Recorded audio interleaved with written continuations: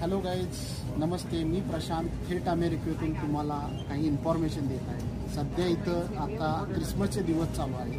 Thanksgiving day पण इकडे येत आहे आणि थँक्सगिव्हिंगला मोस्टली हे लोक टर्की नावाचं एक कोंबडी आहे आणि त्या कोंबडीसारखा दिसणारा प्राणी त्याचं चिकन खातात. त्याच्यामध्ये हीट मोठ्या प्रमाणात असते आणि हे जे टर्कीचं चिकन आहे हे अशा स्पेसिफिक बॅगमध्ये या लोकांनी पॅक केलेलं आहे.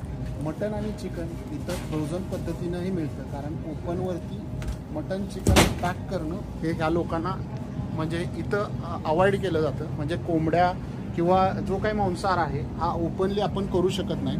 तर इकडे बघू शकत असाल अशा प्रकारच्या बॅग्समध्ये हे मटनचे पीस असे ठेवलेले आहेत आणि आपल्या चॉईसनुसार स्पेसिफिक असं मटन आपण इथं घेऊ शकता.